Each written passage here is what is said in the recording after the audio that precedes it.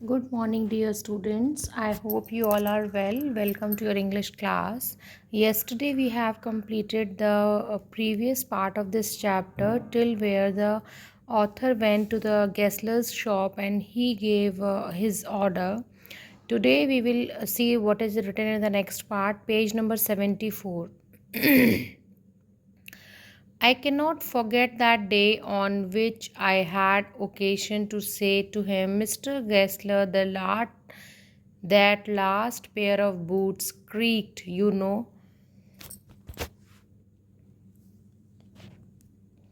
He looked at me for a time without replying, as if expecting me to withdraw or qualify the statement, then said, It shouldn't have creaked. It did, I am afraid. You got them wet before they found themselves. I don't think so.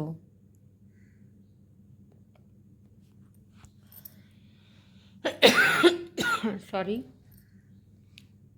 Author कह रहा है क्योंकि जो mister गैसलर थे, क्योंकि उनके shoes का जो क्वालिटी थी वो हमेशा बहुत बेस्ट होती थी, बहुत अच्छी होती थी।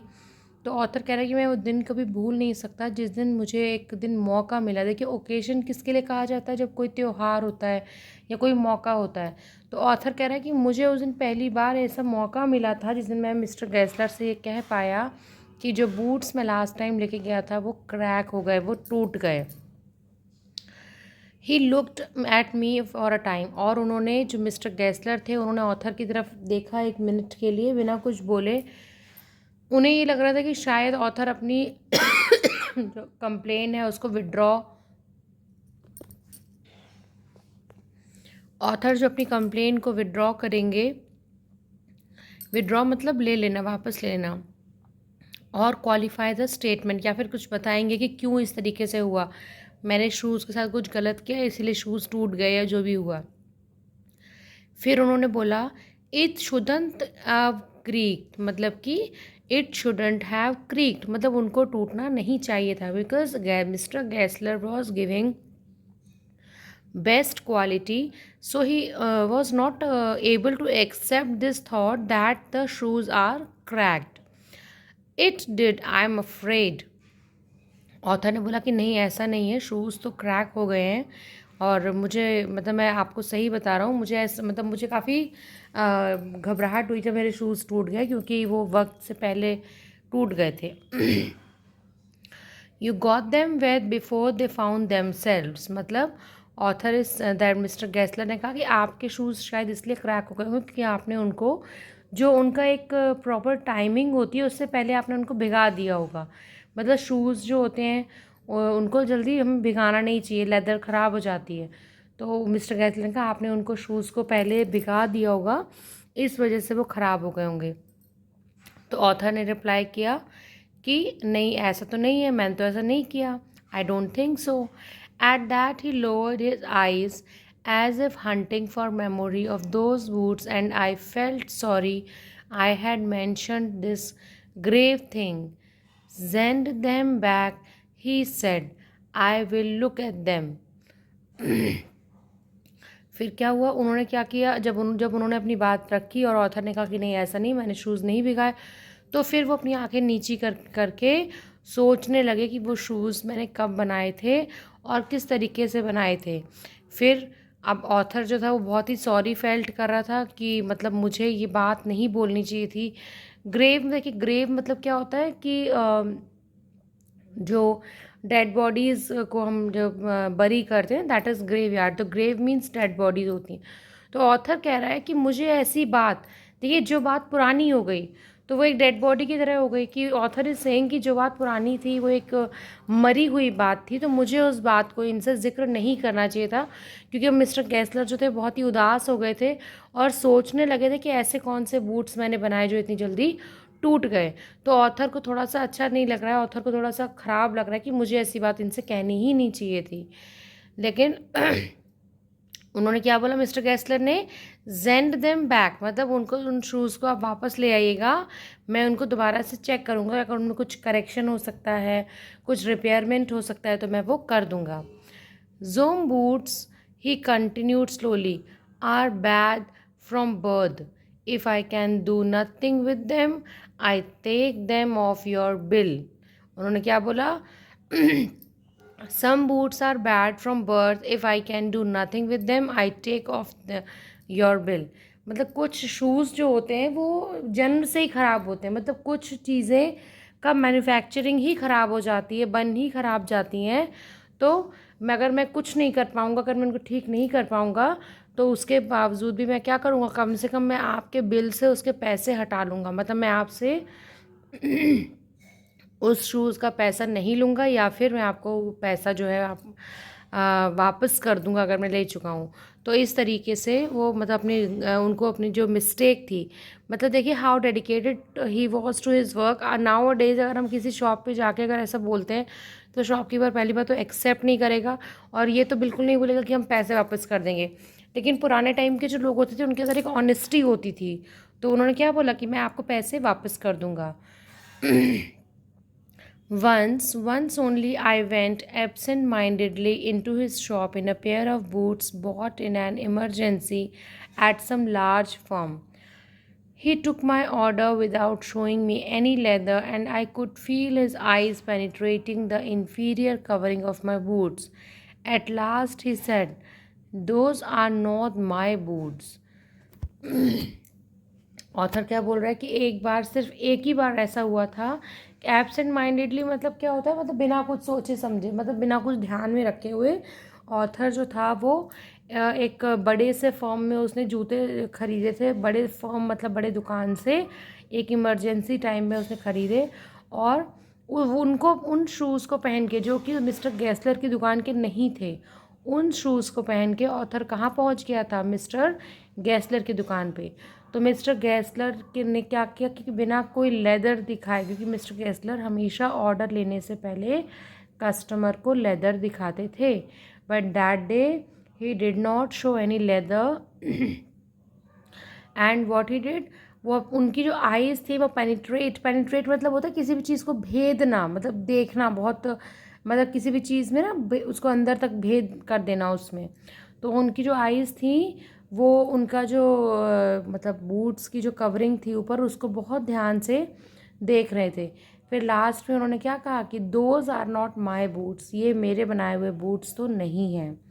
The tone was not of anger, nor of sorrow, nor even of contempt, but there was in it something quite that froze the blood. उन्होंने क्या बोला कि वो जो उनकी आवाज़ थी वो ना गुस्से वाली थी, ना ही दुख वाली थी, ना ही कोई उनमें कंटेम्प्ट था। मतलब ऐसा भी नहीं था कि उन्हें किसी से कुछ आर्ग्यूमेंट करना है या कुछ बदला लेना है, लेकिन कुछ ऐसा था उनकी आवाज़ में, इतनी शांत कि मेरा जो था खून जम गया। मतलब ऐसी आवाज़ थी जो खून को जमा देती। He put his hand down and pressed a finger on the place where the left boot was not quite comfortable.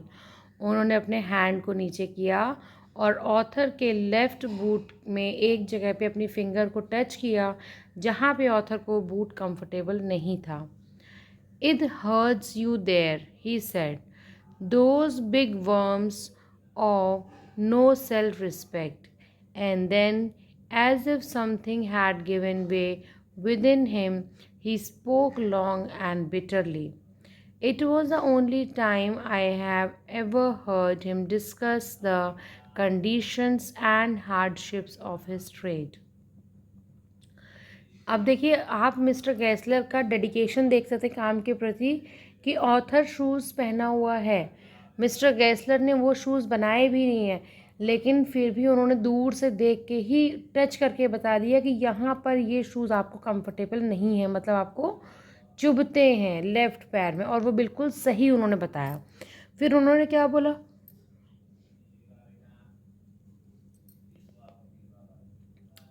कि ये जो बड़े बड़े फर्म्स हैं इनका कोई सेल्फ रिस्पेक्ट नहीं होता। मतलब सेल्फ रिस्पेक्ट से मतलब क्या है, जैसे बड़े बड़े फर्म्स अगर कोई शूज़ बना रहे हैं तो वो ऑथर जो भी कस्टमर हैं उनको उनको वो कंफर्टेबल होने चाहिए, लेकिन वो बड़े फर्म्स जो हैं they did not care about it. वो क्या करते हैं, उनको सिर्फ पैसे कमाने से मतलब है, तो वो सिर्फ उस तरीके से शूज़ बनाते हैं, ना कि वो मतलब उसमें कुछ नहीं, मतलब क्वालिटी नहीं देते।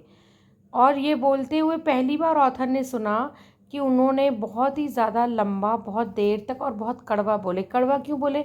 क्योंकि उनके मन में बहुत सारी शिकायतें थी बड़ी बड़ी फर्म्स को लेके, क्योंकि वो तो अपना काम बहुत अच्छे से करते थे, लेकिन बिग फर्म्स अच्छे से काम नहीं करती थी। तो इस वजह से उन्होंने क्या बोला कि मतलब मुझे जो, मतलब ये जो बड़े बड़े फर्म्स हैं इनको तो कोई सेल्फ रिस्पेक्ट ही नहीं है, कैसे शूज़ अनकम्फर्टेबल बना देते हैं, और बल्कि इनको इस तरीके से नहीं बनाने चाहिए। उस दिन पहली बार ऑथर ने सुना उनको बात करते हुए हार्डशिप्स, मतलब कठिनाई, मतलब उनका जो बिजनेस था उसमें क्या क्या कठिनाइयाँ हैं उनके विषय में बात करते हुए पहली बार ऑथर ने उनको सुना था। पहली बार मिस्टर गेस्लर अपने काम के अलावा इतना ज़्यादा बोले थे। They get it all, he said. They get it by advertisement, not by work. They take it away from us who loaf our boots. It goes to this brilliantly. I have no work. Every year it gets less, you will see. And looking at his lined face, I saw things I had never noticed before. Bitter things and bitter struggle, and what a lot of grey hairs there seemed suddenly in his red beard. Now अभी पहली बार mister Gessler को author ने सुना बोलते हुए, तो वो क्या बोल रहे हैं कि they get it all, they get it by advertisement not by work. मतलब बड़े बड़े जो फर्म्स होते हैं वो कस्टमर्स उनको मिल जाते हैं, मतलब क्योंकि देखिए कोई भी फर्म है, कोई भी दुकान है, उसको ग्रोथ कब होगी? जब कस्टमर होंगे। तो वो कह रहे हैं बड़े बड़े फर्म्स को कस्टमर तो मिल जाते हैं, लेकिन कस्टमर कैसे मिलते हैं? अपने काम से नहीं मिलते। कस्टमर उनको मिलते हैं सिर्फ और सिर्फ एडवर्टीज़मेंट से, एडवर्टाइज़ करके ही वो लोग कस्टमर्स को अपनी तरफ आकर्षित करते हैं। They take it away from us, और इस तरीके से वो कस्टमर्स को हमसे खींचते चले जा रहे हैं। हु लव आवर बूट्स, ऐसे कस्टमर जो हमारे बूट्स को प्यार करते थे, पसंद करते थे। It comes to this presently, I have no work, every year it gets less. और क्या बोला उन्होंने कि इसी वजह से ऐसा होता है कि मेरे पास कोई काम नहीं है, हर साल मेरा काम जो है धीरे धीरे कम होता चला जाता है। मतलब मिस्टर गेस्लर जो हैं वो ये बता रहे हैं कि day by day, every year my work is getting less less and less. उस दिन ऑथर ने पहली बार मिस्टर गेस्लर को ध्यान से देखा। लाइन्ड फेस, मतलब कि उनके फेस में थोड़ी जो झुर्रियाँ पड़ी हुई थी, because he was a man of age. तो उसको मिस्टर गेस्लर ने पहली बार मिस्टर ऑथर ने पहली बार देखा। एंड वॉट ही सेड कि मैंने जो चीज़ें मैंने कभी पहले नोटिस नहीं की थी, वो कड़वी चीज़ें, बिटर थिंग्स, बिटर स्ट्रगल, कड़वा स्ट्रगल मैंने नोटिस किया। What a lot grey hairs, मतलब उनके ग्रे हेयर्स, मतलब उनके जो रेड बाल थे, रेड कलर के हेयर्स थे, उसमें बहुत सारे ग्रे हेयर्स मुझे दिखने लगे। Grey hair indicate the white hairs, instead of white they called it grey. तो व्हाट ही इज सेइंग कि इसका मतलब क्या है कि मिस्टर गेस्लर जो थे वो थोड़े से एज भी उनकी हो गई थी और वो बूढ़े होते जा रहे थे। As best I could, I explained the circumstances of those ill-omened boots, but his face and voice made so deep an impression that during the next few minutes I ordered many pairs. They lasted longer than ever, and I was not able to go to him for nearly 2 years. What author is saying कि as best as I could, कि मैंने बहुत अच्छी कोशिश की उनको ये समझाने की कि मैंने वो बूट्स जो थे किन सरकमस्टांसेस में ख़रीदे थे। किस, मतलब इलोमेंट मतलब होता है कि किस बुरे वक्त में, है ना, किसी बुरे टाइम में अपशगुन मेरे से हो गया जो मैंने वो बूट्स जो थे वो ख़रीद लिए। लेकिन उनके फेस और उनकी आवाज़ ने ऑथर के ऊपर इतना डीप इम्प्रेशन डाला कि अगले कुछ मिनट्स में उन्होंने वहाँ बैठे बैठे बहुत सारे शूज़ के ऑर्डर दे दिए। और वो जो शूज़ उनके बनाए हुए थे वो इतने ज़्यादा मजबूत थे कि वो कुछ 2 साल तक चले, और उन 2 सालों में ऑथर बिल्कुल जा नहीं पाए उनकी दुकान पे दोबारा बूट्स का ऑर्डर देने। It was many months before my next visit to his shop. This time it appeared to be his elder brother handling a piece of leather. उन्होंने क्या बोला कि बहुत it was many months before, बहुत महीनों पहले जो मेरे उनके पास जो विज़िट थी उससे पहले की बात है। मैं जो था दिस टाइम इट अपीयर्ड, वो ऐसे लग रहे थे जैसे कि वो उनके वो नहीं हो, मतलब मिस्टर गैसलर जो अपने एल्डर ब्रदर की तरह हो गए थे। मतलब कहने का मतलब क्या है कि और ज़्यादा बूढ़े हो गए थे। Handling a piece of leather, अपने हाथों में एक लेदर का पीस पकड़े हुए थे। Well Mister Gessler I said how are you, उन्होंने पूछा और मिस्टर गैसलर आप कैसे हैं। He came closer and peered at me. I am pretty well, he said slowly, but my elder brother is dead. क्या बोला उन्होंने कि मैं तो अच्छा हूँ, बहुत पास में आए वो ऑथर के, उनको बहुत क्लोजली देखा और क्या बोला कि मैं तो अच्छा हूँ, आई एम प्रिटी वेल, लेकिन मेरे जो बड़े भैया थे वो अब इस दुनिया में नहीं रहे। And I saw that it was indeed himself, but how aged and worn. And never before had I heard him mention his brother. Much shocked, I murmured, "Oh, I am sorry." Now, what author is saying कि and I saw, अब मैं उनको बहुत ध्यान से देखा और मैंने महसूस किया कि बेशक ये मिस्टर गैसलर ही हैं, जो कि अब बहुत ज़्यादा एज हो गई है उनकी और वो अपने बड़े भाई की तरह, मतलब एक एजड व्यक्ति की तरह लगने लगे हैं। और उससे पहले उन्होंने कभी उनको डिस्कस करते हुए नहीं सुना था अपने बड़े भाई के बारे में। अब मिस्टर गैसलर जो थे सुन के थोड़ा शॉक हो गए और उन्होंने मतलब धीरे से बोला, oh I am sorry. Yes, he answered. He was a good man. He made a good booth, but he is dead. Mister Gessler ने कहा कि हाँ, वो मेरे बहुत अच्छे व्यक्ति थे और बहुत अच्छे बूट्स बनाते थे, लेकिन अब वो इस दुनिया में नहीं रहे।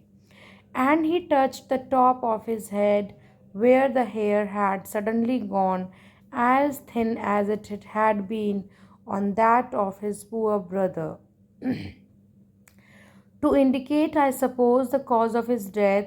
Do you want any boots? And he held up the leather in his hand. It's a beautiful piece.